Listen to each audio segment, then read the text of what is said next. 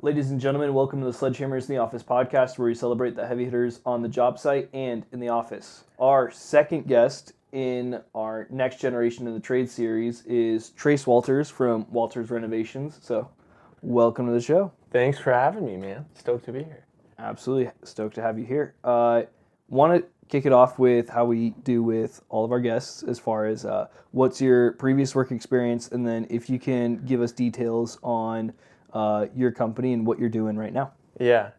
Okay. I have a little bit of a different kind of background, I guess. So I grew up in the Midwest in Kansas City, moved out here to go to GCU, Lopes Up, and yeah, exactly. And was in the entrepreneurship program, so it's basically just business, but like focused on starting a business.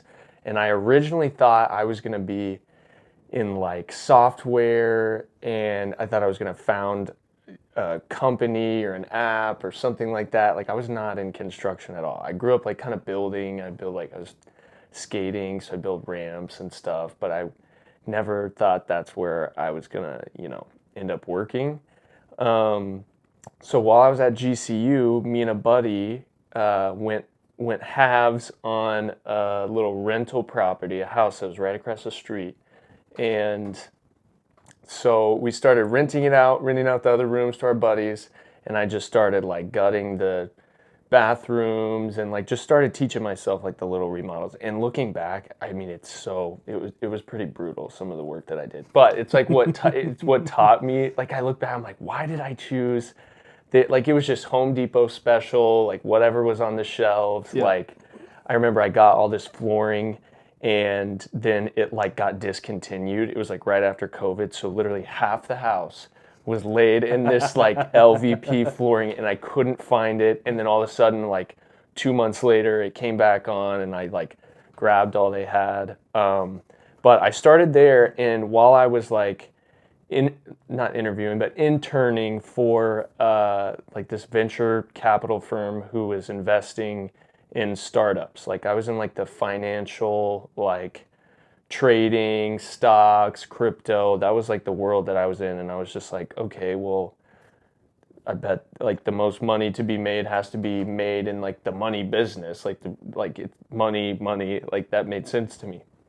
And so while I was doing that, I was also renovating the little rental and living in it and going to GCU, and graduated and was still in this internship, and I was thinking it might become a full-time position, and I just started getting burnt out, like sitting at a desk. And it's funny because I sit at a desk a lot now, but I still get to go out in the field, which is like what I enjoy the most. But I was just sitting at this desk all the time doing Excel and like looking into like market size and like reading P&L and balance sheets and like making presentations to show the investors to, if this was a good company to invest in. And I was just like, I don't think I can do this anymore. So I had the skills. I was like, okay, I've accumulated a few tools, all Ryobi, just brutal. I mean, when I tell you it was Home Depot, like cheapest, like I was just making it happen. I think that's where most of us start. Everybody started with Ryobi. Everybody starts with the Ryobi. And then I made a post on Instagram, basically like, okay, I'm gonna start this, renovating, remodeling business. I was just doing like bathrooms and like honestly handyman stuff, like not big projects at all. And so got a few jobs, like Pastor Sean hired me to do this little remodel that he was doing, and it was all just word of mouth. Was that the Camelback house? Yeah, was it? Yeah. It was right on Camelback. With the crazy people? With the crazy neighbors. I was over there. Yeah, dude, crazy people. We're not going to talk about we don't have to talk about them. Crazy people, for sure.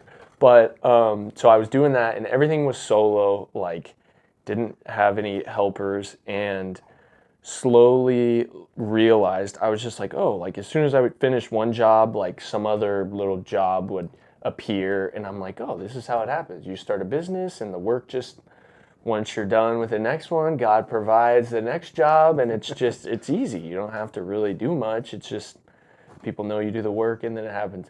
And I think that was maybe like 3 jobs that happened, and then it just went dry.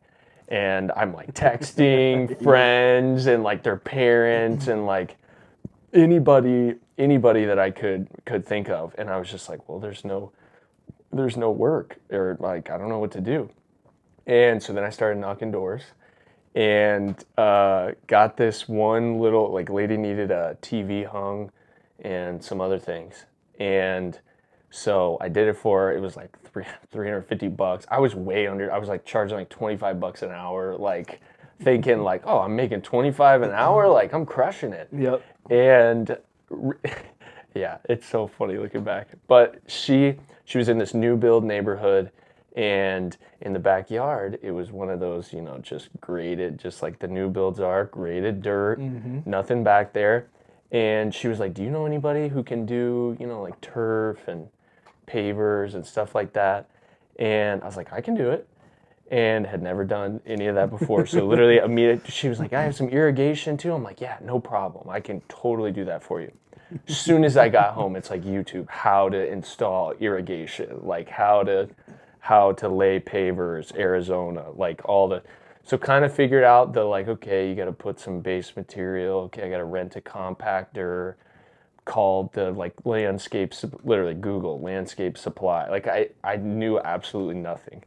And so ordered the materials and just started doing it. And it was like, now that type of project would take us like maybe a day and a half, and it took me like 3 weeks just solo. Like it was brutal, honestly. It was super brutal. And it was like summer. I was out. I'm like, and I would get home and I'd be like, this sucks. Like, what am I doing? Like my knees hurt, my back hurts. I'm like, I was 22 at the time. I'm like 22 years old, and I'm about to have like a blown out back. Like there's no way I'm gonna be able to do this long term. And so that's when, and I was still kind of posting on Instagram and starting to like get connected to these other guys who were in like the landscape or other crews and things like that. So once I finished her job, I kind of, posted it like, hey, look at this job I just finished, and realized that landscape was kind of I was like, okay, there's a lot of money in this. Seems like a lot of people, especially those new build neighborhoods, I was like, all these people have to, like, they got to do something. And thought it was just going to be like a gold mine of just all these jobs. So I was knocking doors again and got another elderly couple. I think, dude, it's the old people. Like in the beginning, I feel like the old people where they just want somebody to, like my estimates would last like 3 hours because they would just talk, and we would just like, I'd just like spend time with them. And I think that's what like a lot of people, like a lot of the big companies now, and even me now, like I'm not spending that kind of time with people. I'm like, I gotta, kind of get down to business. But in the beginning, I was just like anything to get these jobs. And so landed another job knocking doors, and that was kind of my first like, okay, I need to, it was a little bit bigger job. It was like a $30,000 job, and looking back, it should have been like 60 grand. But I was just, I had no clue what I was doing, and I had a little bit better of an idea because I had done the ladies before. But so, and then I got whenever I ordered the turf, the delivery guy was like, hey, do you need any like installers or whatever? I'm like, yes, like I need some help, like please. And he's like, oh, here's my buddy, here's my buddy's number. He installs. Texted him. And so then I hired them, or they worked with me on this second project. And so that was kind of my first like dipping my toes into like, okay, subcontracting, so to speak, even though I was there every day working on other stuff too. And slowly kind of figured out like I like more like project management, selling the job, and not breaking my back doing the work.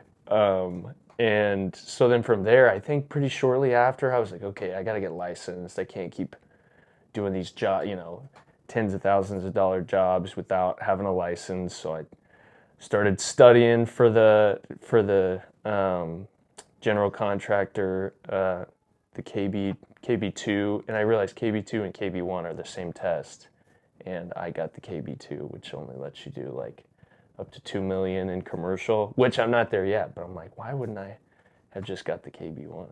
But yeah, so then that kind of just started me. I started to meet more crews, and as I just kept posting on Instagram, like Instagram was big, and like just meeting other guys who were doing the same kind of thing, and they'd let me, they'd be like, oh, these guys need work or whatever, and I would kind of start to figure out who to hire, who was good, who's not good. Like I went through the whole having to kick dudes off the job halfway through because it looked like crap, and like all those painful like learning kind of experiences of like, okay, and dude, I was so nervous the first time.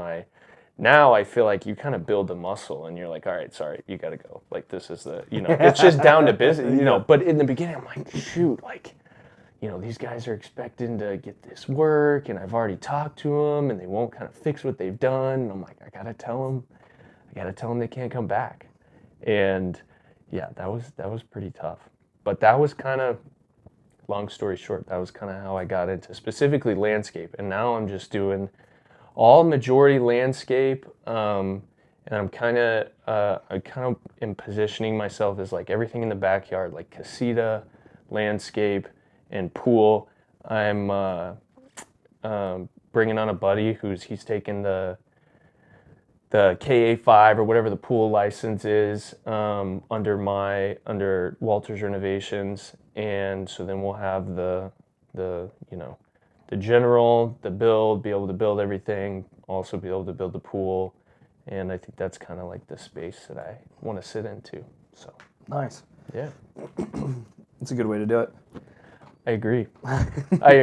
Because it's like if someone wants to build a casita, it's like, okay, now you got a big scar through your backyard where you trench for plumbing and all this stuff. It's like, okay, well, we're gonna have to do some landscape there too, and so it's like it's a nice like one-stop shop. And I feel like especially with like I'm kind of focusing on like Phoenix, Arcadia, Paradise Valley, where there's already, like Scottsdale, where there's already a lot of like density already. There's more new builds like the further out you go, but a lot of people like where they are. They don't want to, they know it's going to be, X, however many millions of dollars to get into a new build. It's not going to be the area that they like. Mm-hmm. So they're like, okay, we'll just spend that money on a casita and add this extra bedroom or office space or whatever it is. So I feel like it's growing. Like California, ADUs and casitas are huge. Like when I'm there, I see trucks all the time with companies that are strictly ADUs. And I feel like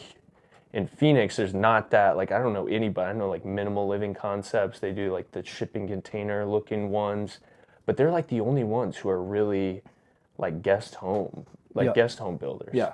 So that's what I think. And I think it's going to just keep getting bigger and bigger. So I want to be positioned nicely to be able to take on some of that work. Yeah.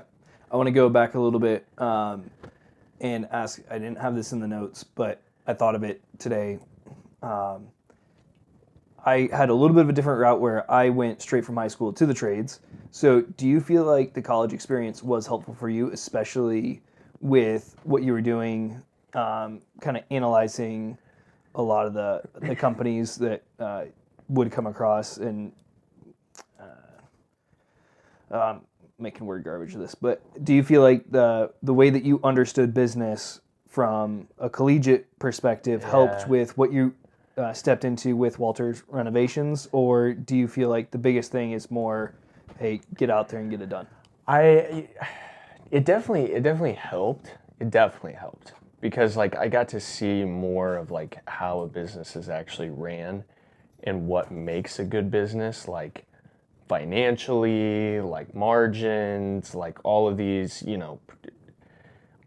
things that that make a business successful and profitable.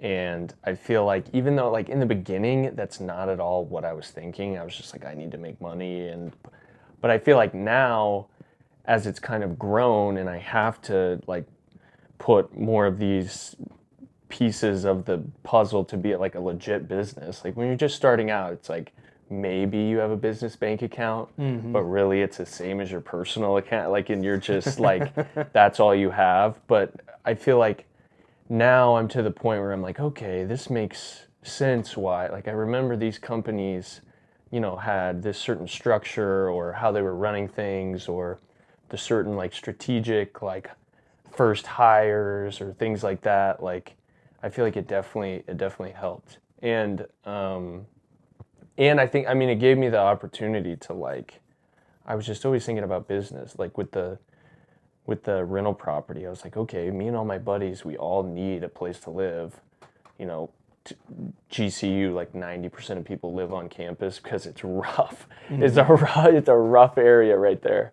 And I was like, well, some people want to live off campus. Me and all my buddies do. They're going to be paying $900 a month at GCU. So why not? I could get them in for $650 and we'd all live together and it'll be cool. So I think that's like that sort of mindset. And I was just thinking about, you know, everybody thinks like real estate is, I feel like the go-to of like, you know, you want to make money and it's like real estate, which there is a lot of money, but there's a lot of ways to lose money in real estate. Like you can make stupid decisions. Or waste time. Yeah. Yeah.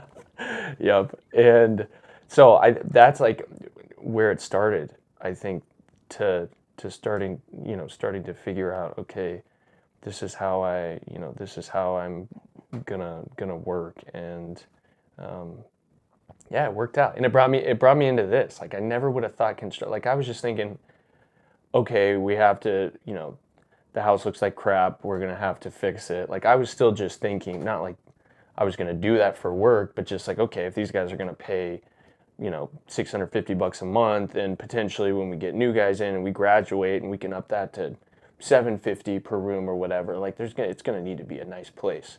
And so that's where my head was at. And I was like, I don't have enough money to hire somebody, so I'll just do it and learn it. And it ended up, you know, helping me build the skills and the knowledge to what I do, you know, what I use for work today, which, yeah, it was huge. I'm very thankful for that opportunity. Yeah. That's awesome. And then when you started to see things pick up, I know we've talked a little bit about what you've done with Instagram, but what if you were to kind of look at it as far as where do the buckets fall in terms of your job acquisition? Is a lot of it referral, Instagram? Is there another avenue that you have off of it? It was all, once I got past that like door knocking, like those first few jobs, and dude, I hit the doors hard after that job. And it was like 2 weeks of just knocking doors and nobody. I don't get how guys do it like for months, like 5 days a week, 40 hours a week. Like that's so much rejection to handle. So it's brutal. It's brutal. Like you have to have that mentality for sure. But I went through that first 2 weeks knocking doors and absolutely nothing. Set a bunch of appointments, spent a bunch of time putting up a nice proposal for people that just ghost me. I'm like, there's got to be a better way. And I kind of looked into Google, but it was just going to be too expensive. I was going to have to hire an agency for like $2,500 a month, and then put another $2,000 into the Google ads. And I'm competing with all these other people who are probably spending more on their Google ads. And so I was just like, okay, well, I'm already have Instagram. Instagram is free. And that's when I kind of started pushing, just like, okay, I'm just going to post on Instagram as much as I can about my work and what I'm doing. And now I run ads on Instagram. I spend about $100 a day just on Instagram ads. So just pushing the content that I've already made, just videos, and then boosting them. And now, literally, I mean, 99% of my work is coming from Instagram. And in a lot of times, it's like different avenues. Like we're starting a project tomorrow, this backyard remodel, and it was like the realtor had been following me for a while. And then her client was this investor in New York who wanted an Airbnb, and she didn't like her last landscape designer and contractor before, so then she referred me to this guy, and so it's still all from Instagram. Yeah. And I think it helps because it's like people follow you and see that you're posting every day and every whatever. Like they're like, okay, like he's doing this full time. He's doing this for a job. Like I'm seeing the progress on whatever he's posting about. Like it builds that confidence that it's like, okay, he can do it.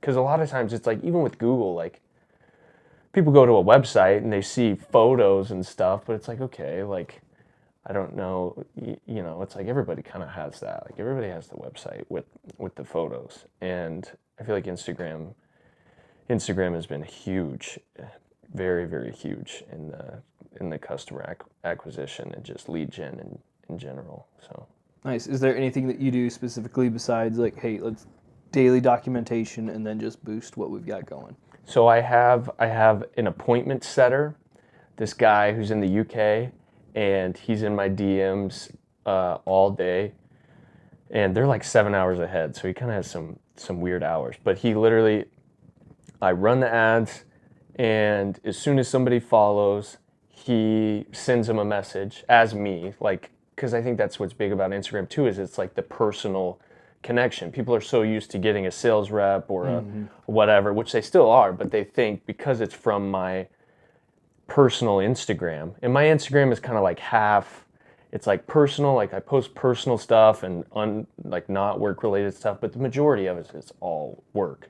But it kind of gives that vibe of like, okay, he's just a normal guy, and he's just, you know, this is just his business, and he's posting about it. And so whenever people follow my homie in the UK, sends him a message and it's like, hey, so and so, thanks for the follow. Are you from Arizona? Like, what brought you to my page?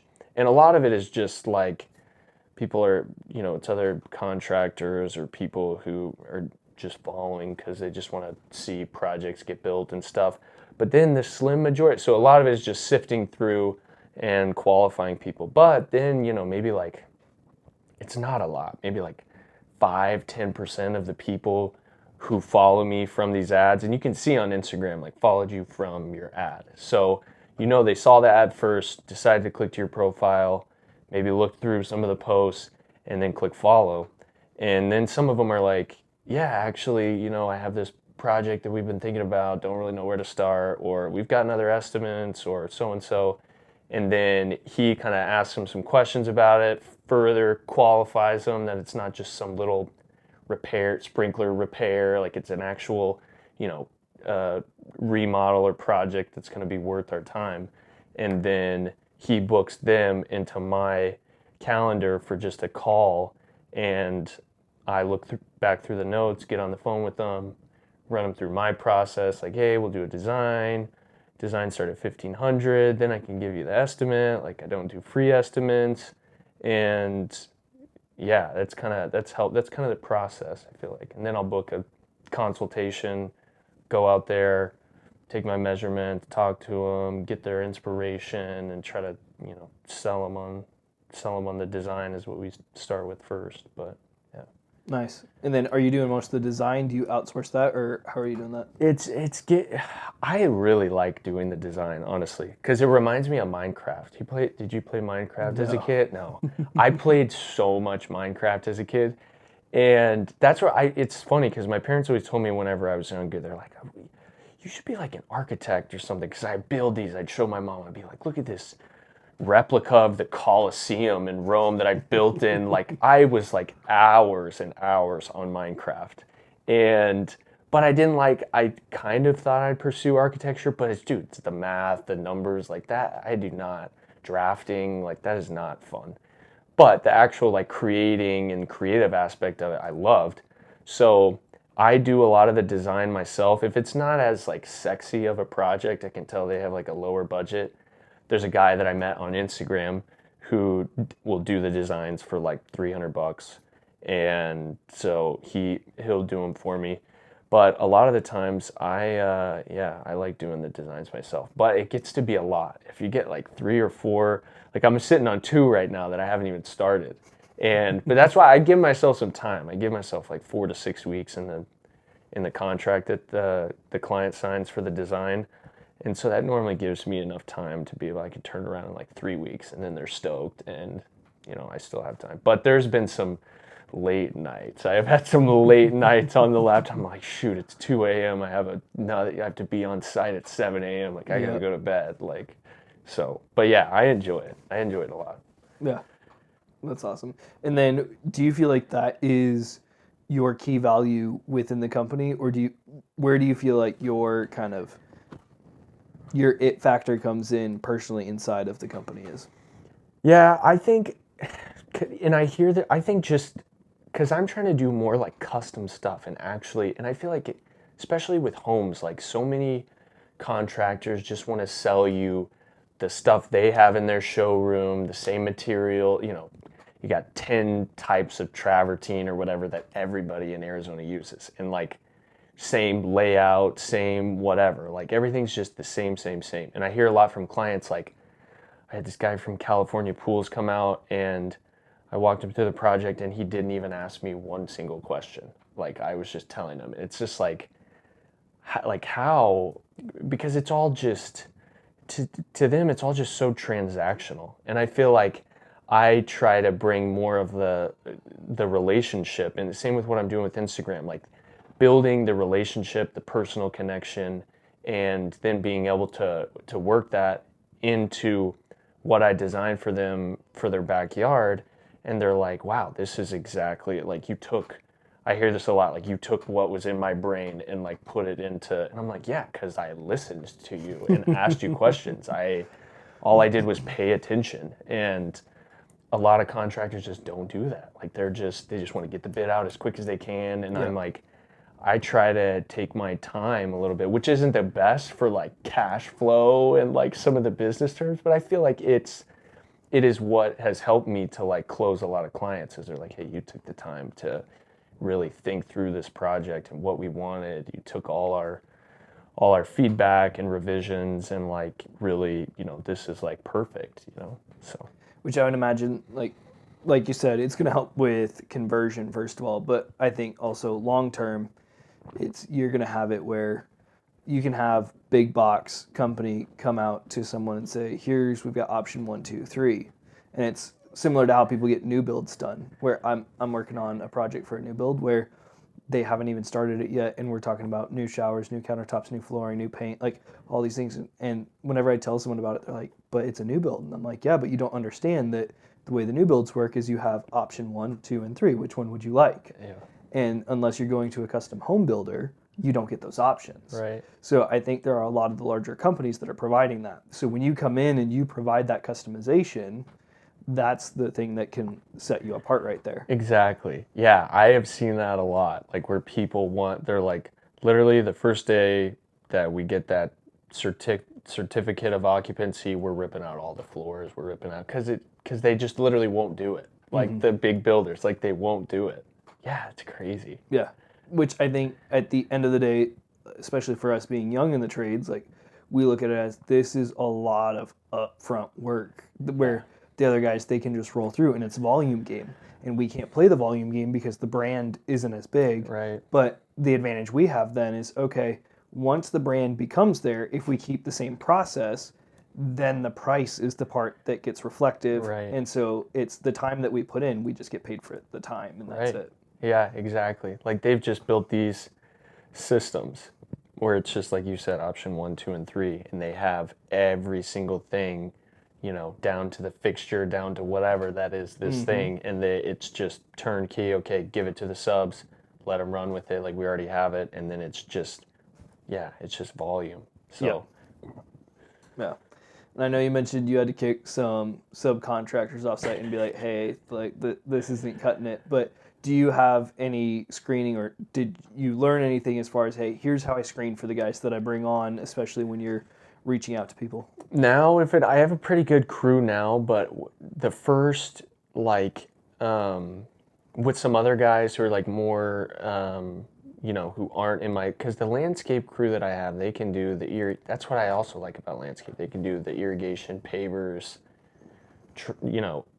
coping, tile, like they can do majority of what we're doing. So it's not a huge scheduling nightmare and stuff like that. But honestly, a lot of it, like I needed a drywall guy, and drywall matters. And I'm like, I see him on Instagram posting every day, posting his work, posting, how quick they're knocking out jobs, posting before and afters. Did you just come across him, or did I send him to you, or how'd you find him? I've just seen it, just Instagram, Oh, okay. man. Like just, but then I saw you reposted. He did a job for you, and like Instagram. I had him on the podcast like 2 days ago. Really? Yeah. Dude, that's rad. That is rad. Yeah, like that, like Instagram. Like I honestly, if a subcontractor doesn't have an Instagram, their business doesn't have an Instagram, or they haven't posted in like 2 years, like I'm like kind of skeptical. And like maybe if it got to that point, I'd be like, okay, I need to come, walk me through a jobs, what job are you on right now? Can I come check it out? But I haven't even had to do that because I get to see it all on Instagram beforehand, know how they work, know how they, like, I love the guys like, dude, Felipe from Level Up Tile, he's doing a little job, or we're doing a job together for my buddy Kyle, and he's like every day he's posting about like mindset as a business owner, like giving these, I'm like, I love that. And I love, like, I can see that he's about it. Like he's about working hard, he's about showing up every day.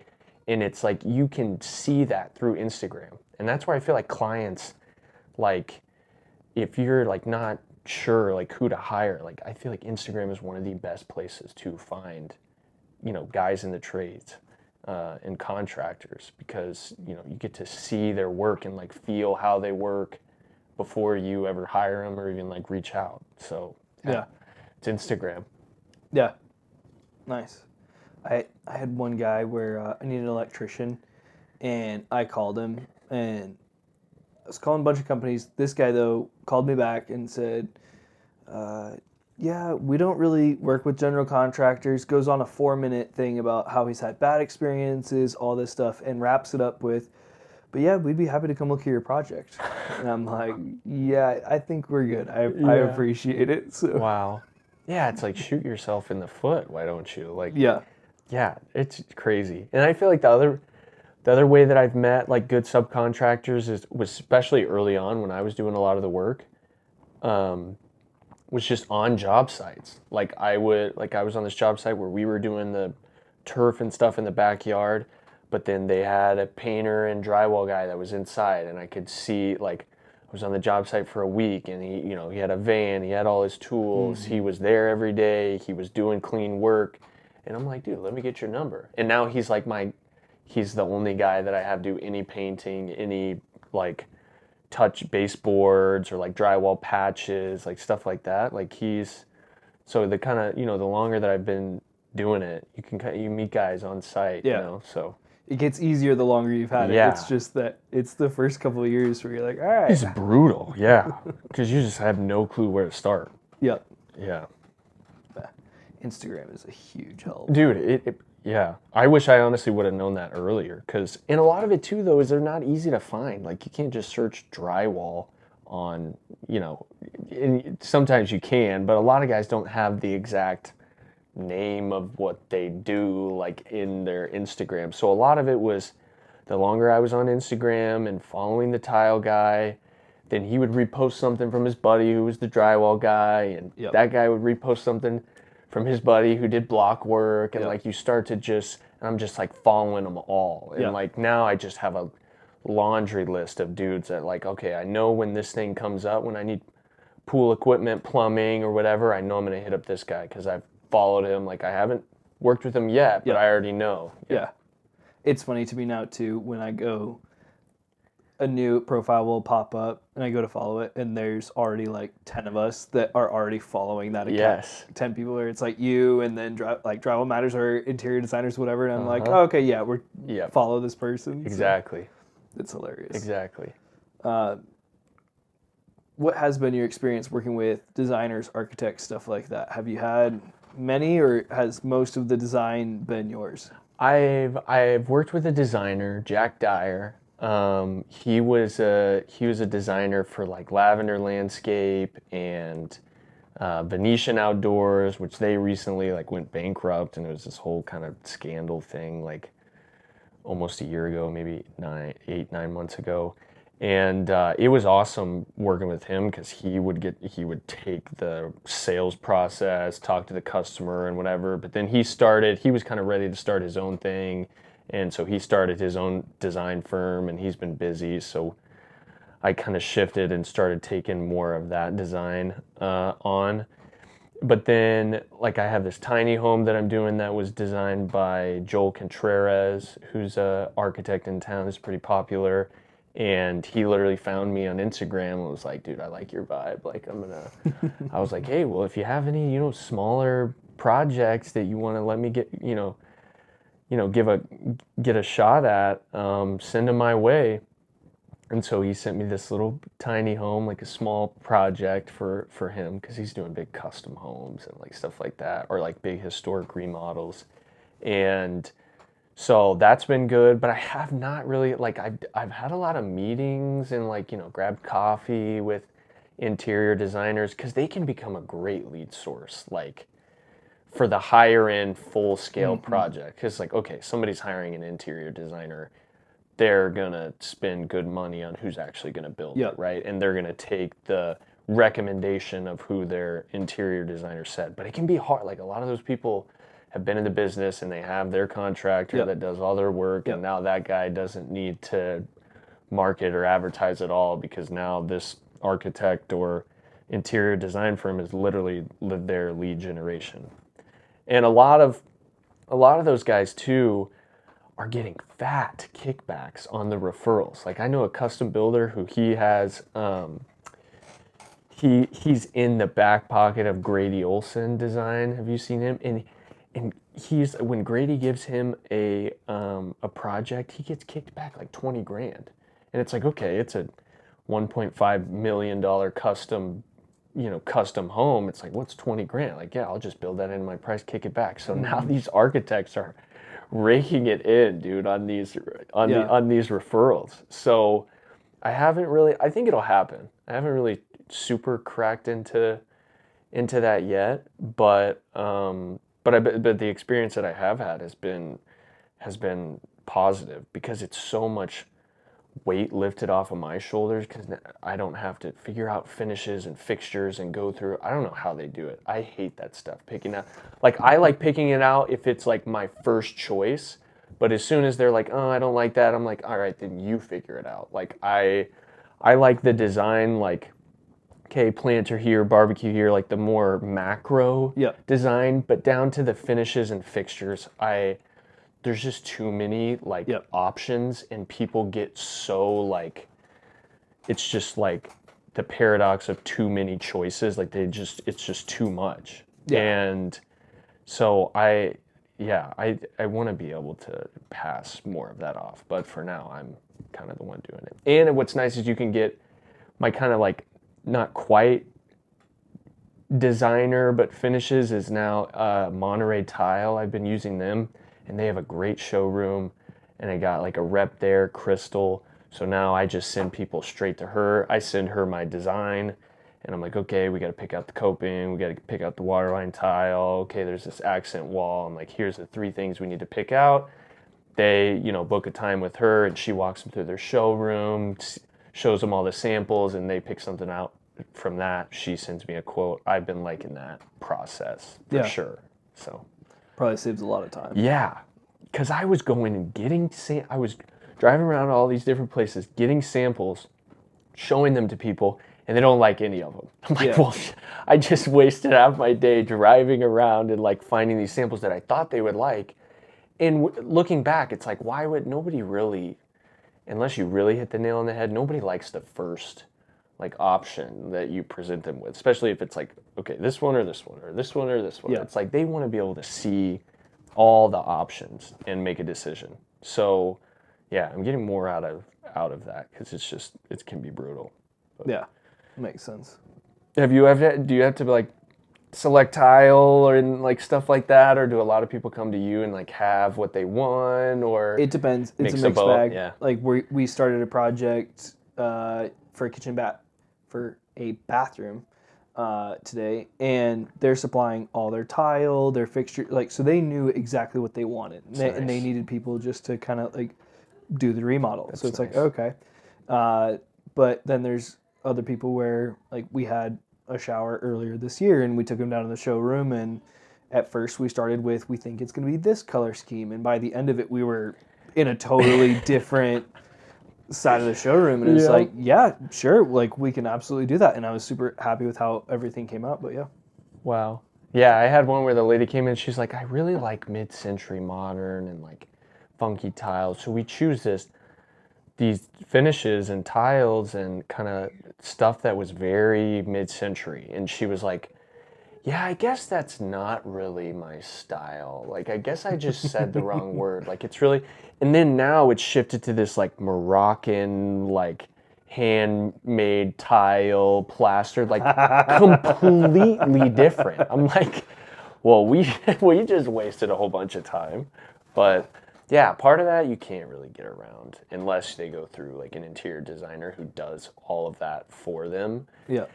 And yeah, it can be time consuming for sure. And you're just like, dude, I just want to build. I just want to build this. Like, just tell me what to put in. The one thing I like about being heavily involved in the design process is how it builds trust with the client.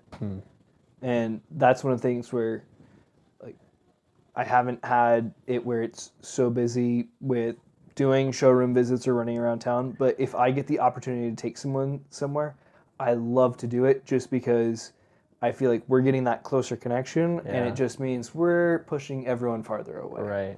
Right. Yeah, and I think definitely like just being able to talk through, like, especially with me doing a lot of exterior stuff, it's like, okay, no, you're going to want a porcelain tile here. So these are your options. Like this, okay, it's right by the fireplace. Like, this is going to get really hot. You cannot do ceramic's going to crack like that. Like certain stuff like that, which just like you're saying, it builds the trust, builds like, okay, he knows what he's talking about. It's helping me narrow my focus, be able to focus on, what sorts of tile or whatever I want to choose from. I'm going through a little, it's like a remodel / addition where they kind of want to expand their front living room and do a new front porch and entry. And I connected them with an architect that a buddy of mine referred me to that he uses. And I've been, when I can, jumping on the calls with them and talking through, because they'll be like, well, Trace, what do you think? Like, how do you, the pitch of the roof, or, all these things. And she's even told me, she's like, I like that you're involved in this process. So you like know where my head's at through the whole space, as opposed to just handing over the finished Go see drawings. The architect, come back to me when you're done. Exactly, yeah. So, but it can get busy. I can see how I can see how if you have too much of that, it's impossible to be able to like keep the touch points with them throughout the process if you also have 10 other projects on. So I think that's still our advantage from being smaller, is that we can give that value. Same with like what we were saying about the custom versus like the spec 3 option thing. Like that's how we can add the value to the customer as like a smaller business. Yeah, so. Absolutely. Yeah. Cool. What are you guys looking to do in this next year that you're excited about? Ooh, I want to do my first pool. I have this spa, like it's a standalone spa hot tub, but it's pretty basic, but it's still custom, shotcrete, like the whole thing. It's not like a prefab. I'm working on this water feature that was all shotcrete, very intricate, like full pool plumbing. Like, it's basically a pool. It's just not very deep and like not very big, but same equipment, same like everything. So I feel like I've kind of dipped my toes into the water, into the pool, pun intended.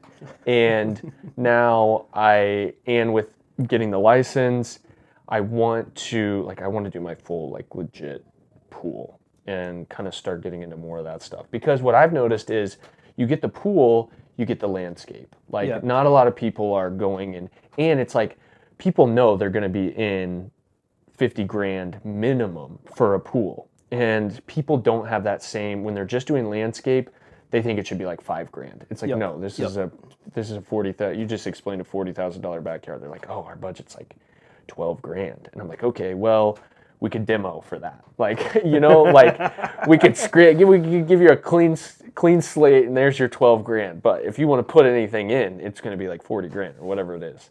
And so I feel like the pool, being able to start with the pool, then you get the landscape, I think it's just helpful for getting into those like bigger full scale projects. Because when people have landscape, they're just like, oh, I just want a fire pit here.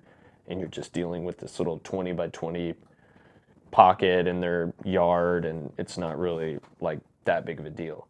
But the pools, that's what I'm excited for. And I'm going to finally bring on some team members. So I have a buddy who is going to help out with just project management, selling jobs, and he's from Memphis and has been doing contracting, like fencing contracting and stuff there. We went to GCU together and lived together in the house that he helped me remodel a lot of it. So I know he kind of knows his way around the residential construction and stuff like that. So it'll be nice to have another guy who can just run around and grab things. Like something I did not think was going to be as big of a deal is like returning pallets and like what to do with pallets. Because I'll get like 20 pallets for all these pavers. I have a stack of 20 pallets and I paid $25 a piece for them. So that, you know, there's $400 worth of pallets, but I don't want to have, now I got to load those all up into my truck, drive them back to the place, get the refund for it. And it's just like all those little things that just that's just like, okay, there's 2 hours of my day. Like that's those little things. I'm excited to be able to just have somebody else who can just share that load. And then hiring on an AE, an administrative assistant, to just help with emails and permitting and just a lot of the book work and, you know, general bookkeeping and stuff like that. Because in an ideal world, I would love to just be in the field and then also doing consultations, like client estimates and meetings and stuff like that. And then just filming content. Like I just enjoy, you know, going around. I would love day in the life to just drop in at 3 or 4 projects that we have going on. Got a videographer, my videographer buddy, who's like shooting content, and we're making little videos about the details of the project.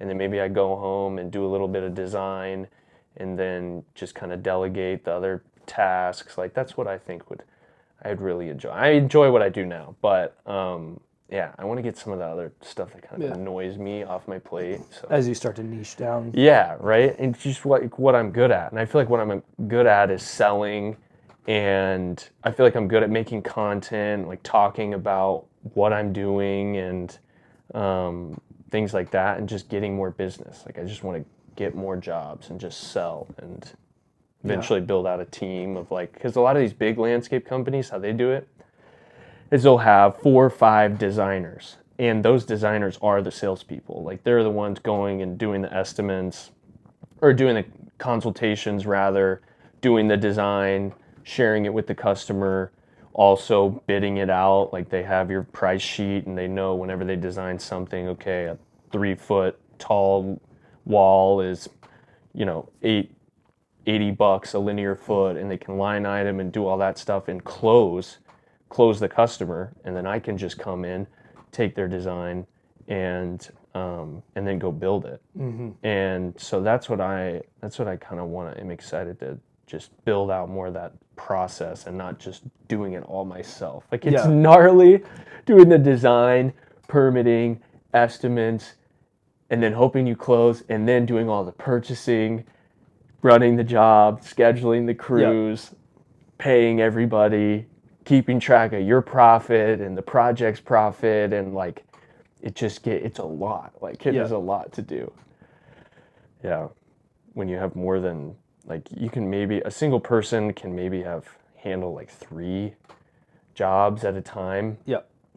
And then you just cap out, and it just gets to be too much. Like I at one point had 5 jobs going on, And it was like 16-hour days every single day, like checking in on all the jobs, or calling, scheduling, doing whatever, purchasing things that needed to be purchased, paying for things, setting up accounts, and then also trying to stay on top of the leads that are coming in, or it's a lot. It's a lot for sure to do solo, but nice. It's awesome. All right, before we wrap up, we got a couple quick questions for you. All right, quick, rapid fire. Yep. What's the most impactful thing you've learned? Most impactful thing I've learned. Gosh, that is not a super easy question. I would say, I guess it's not really something that I've learned, but something that has been made more apparent to me is just doing what you say, saying what you mean, showing up on time, responding to people in a timely manner, like makes so much of a difference compared to everyone else. Like so many times I go to estimates and they're like, I literally reached out to 5 companies and literally nobody even responded to me. I'm like, how? Like, I'm like waiting for somebody to reach out to me, and within 5 minutes, I'm like, yeah, when can I come out? Like that, and then just setting the expectation early on that, okay, I'm going to show up. We said their estimates at 2 p.m. I'm going to be there 1:55, and like that's the first. I had a lady today. She was like, yeah, this other guy who was bidding the same project as me that I was bidding, like I was going to bid against him basically. She was like, I have a hard stop at 2:15. They set the estimate for 1. It's like 1:30. No show, no call. She texts him. She's like, he's like, oh, sorry, day got away from me. Like, I'll be there in 20 minutes. She's like, but I have I can't go past 2:15. Like, we can reschedule. He's like, oh, it'll only take me 15 minutes. It's like, she's like, that's just literally. She's like, I told him to just hold off. Like, I told him, like he literally just lost the job, and all you had to do was, so you're going to be late, like just text her and be like, hey, if we have to reschedule, like, yeah, it doesn't look great. You try not to do that, but there's ways you can salvage that situation rather than finding yourself behind the barrel. Right. Like, bro, could have lost it. Like, it's going to be like a $60,000, $70,000 remodel, and now he's not even in the running because he literally just couldn't show up on time, couldn't text her. It's like those things that I've learned, like you hear that all the time from everybody, like, oh, contractors, they're so hard to get a hold of. Like, that's the stigma, and I never really understood it. And when you start, you think it's all BS because it's so hard to get, like, you're scratching, clawing for every little job. Exactly. And I'm like, but I'm the honest, on time, like, integrous dude. Like, I should be getting all this work. And yeah, but the more that people know and you build a reputation, like, it actually makes so much of a difference. And it starts to get easier. Yeah. So that's been a super impactful thing that I've learned through starting this, for sure. Yeah. For sure. What's your favorite movie? Favorite movie? Dude, Surf's Up. Surf's Up with the penguin that surfs and Chicken Joe. Dude, I used to watch that. I still watch that. I just watched it a couple. I love that movie, dude, because I love that movie. I think it's so funny. That one, or I like the OG, like, Disney Pixar, like, cartoons just from when I was a kid. What's the one with the rats? A bunch of rats that live underground in this. I'm blanking on the name, but Flushed Away. Oh, yeah. Dude gets flushed down the toilet, sent to this whole, like, mouse colony that's underground, and they're all British, and I love that movie too, dude. That movie's hilarious. Yes. It came out on Netflix, like, they posted on Netflix, like, last year, and I freaked out. I was like, dude, I'm watching that. Like, yeah, I love that movie. Those are the movies I like, for sure. First character strength that comes to mind? Character that I have? Character strength. I feel like it seems cheesy to say, like, honest, because I feel like everybody should be honest. It's not really it's kind of expected. But I think I'm I definitely go above and beyond to be helpful for people. Like, example, I'm on this project. It's like $100,000 project, and right in the middle of it, their water heater goes out. They have no hot water, and I see some plumbing company like Gettle or some like big company, and I knock on the door. I'm like, hey, what are they here bidding for? Like, why didn't you ask me what's going on? They're like, oh, our water heater went out. Like, we don't want to bother you. And I'm like, dude, what did they quote you? And it's like $3,500. I'm like, I will install your water heater. You just pay for the water heater. I'm already here. Let me install it for you. And so I did it, and they were super, super, super grateful. Saved them like $2,500. Water heater is like $900, and the fittings and stuff. And it took me like a couple hours, and that was it. And they were like, Trace, like, thank you so much. Yep. Like, you literally saved us. And it's like, yeah, they could have paid for it. They're fine, but I feel like when it's just how you can go above and beyond for like the customer service. And Yep. I always tell people, I'm like, if there's a leak, if there's anything going on other than where we're focused, like within reason, if it's a $10,000 freaking, sewer replumb or everything, like, okay, maybe not that. But if it's something where I can genuinely do it, I have the tools for it, it'll just take me time, and you pay for whatever materials or whatever I have to replace, like, I will do that.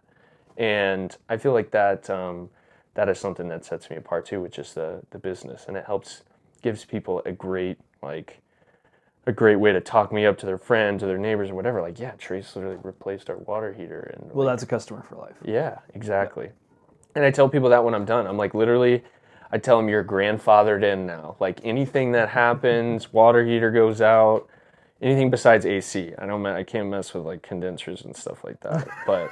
I'm not messing with that stuff. Like, that's a whole nother level. That's probably the only thing in like residential construction where I just have not even looked at. Like, I've installed mini splits, but actual like big 4-ton units or whatever, like, I'm not illiterate. But I tell people like, hey, any other thing goes wrong, definitely it's like the extra warranty. Like, I'm warrantying stuff that I didn't even do, and I'm like literally just hit me up. Like, yeah. And I've had some people, they're like, hey, our garbage disposal is leaking, and most of the time it's really like, okay, tighten the nut, or like it's something easy where they would have paid somebody $400 or $500 to come do that. It's like, I've dealt with it, know how to do it. Yeah, I can swing by and take care of that. So yeah, it just gives that. Then those referrals, like, they'll know it's, as soon as anybody's thinking of any home project, they're like, oh, Trace is the best. Like, you gotta reach out to him.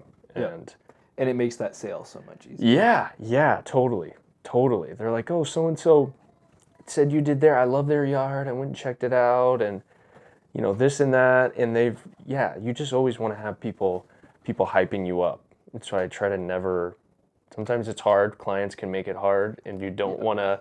Like, there's definitely clients who I do not give that offer to. Like, I do not tell them like, hey, you're grandfathered in. I'm like, okay, we're at final payment. Good luck. Like, I'll come back if something I did was wrong, but don't. There's a legal warranty on that. Yes, there's ROC requires a 2-year minimum warranty. I will deliver on that. Anything further, don't come to me. But the clients who are cool, and most people are, like, most people are good clients. 99% of people are cool, and it's that 1% that just burn in your brain. Ruins it, and makes you add things to your contract and like other like just crazy, after experiencing the trauma of a crazy client. Yeah. So. Yeah. Gosh. Best place to skateboard in Arizona. Ooh. I like KTR, man. The Kids That Rip is what it stands for. And there are all these indoor skate parks. There's one in Mesa, Scottsdale, Glendale, and those I love. They're air conditioned, which is nice, especially in the summer. And they have some cool spots for sure. And then like street skating, downtown Phoenix. I think downtown Phoenix has a bunch of great spots. In college, I don't skate as nearly as much as I did in college. I'd have like 2 days a week of class. The rest was just have fun, skate. And we would always come to downtown Phoenix and skate around like the ASU downtown kind of campus. There's a bunch of spots. And now what I'm stoked for is have you ever surfed? No. You ever surfed? Mm-mm. So I don't know if you've seen this. It's kind of by Queen Creek, but the Cannon Beach, the full, it's like 2 acres of water, and waves up to, they can set like how big the waves are if you're just beginning or whatever, but up to like 6 feet, which is like as tall as me, which is a big wave. And they're like just recently opened, and Swapao, the nonprofit that I volunteer with, has like an office space there, and all their volunteers get like free passes. And so I am stoked this summer to start like learning how to surf. I've surfed one other time when I was like a little kid in California, like on a trip with my dad, but I've never, because you have to, it's like anything, you have to do it pretty consistently for a few months to be able to like actually surf. It's like snowboarding or whatever. And so I'm stoked to get into that, because now this with the skating, it's just too high risk now. Like I enjoy it and I'll still do it, but I'm not gonna be like pushing myself and trying really, because it's, dude, you slam and break a bone. It's like it hurts the construction business to see a contractor roll up with a cast. It's like, yeah. So, but I still enjoy skating, but I'm excited to get into surfing. It's like the low risk, kind of, you fall, you just land in water and you're good. So, especially in Arizona, there's no ocean or sharks to kill you. Yeah, like the freaking, what do they call it, like the cross tide? Ripped, that will pull you one direction, and like none of that, like very low key. So I'm stoked for that. I think this summer will be good. I might have to get a surfboard and start making it happen. So back to Surf's Up. Yes, Surf's Up. That's right. It's in my book. I've always, as a kid, I've wanted to surf like so, but just never lived anywhere where I could do it consistently. So now that it's in Arizona, I'm like, this is God is telling me to surf and start surfing. So you're gonna be moving out to the east side, get a membership over there. Yes, exactly. Yeah. Next thing I know, I'll be living in Queen Creek. No, I don't think I could live in Queen Creek, dude. It's too far. There's a lot of work out there, though. Yeah. Lots of work in Queen Creek. But, yeah, it's too far. I like being near Phoenix, close to the city. So. Yeah, absolutely. Cool. All right, where can people follow you or reach out to you? Instagram, trace.walters or Walters Renovations, and literally anything. It might be my appointment setter from the UK that hits you up, but you just say, hey, I want to talk to Trace. And yeah, you can talk to me. So just let them know. But that's really it. I'm not on TikTok. I'm not on Facebook. I'm kind of on Facebook, like the Instagram that cross-posts to Facebook. But literally Instagram. Instagram is it for now. Trace.walters. Sweet. That's what we got. Awesome. I appreciate you coming on. Dude, thank you, brother. Absolutely. This was fun. Yeah. I enjoyed it. Yeah. Later, everybody. We got a whole outro and everything. Oh, we got an outro? Okay. Thanks, everybody, for listening. Until next time, I hope your hammer stays accurate, your Wi-Fi fast, your work blows. I like that hammer stays accurate. See you, everybody. Later. Dude, I love it. That was awesome. Whew. Dude, you get kind of caught in this world of mic'd up in the headphones. I like it.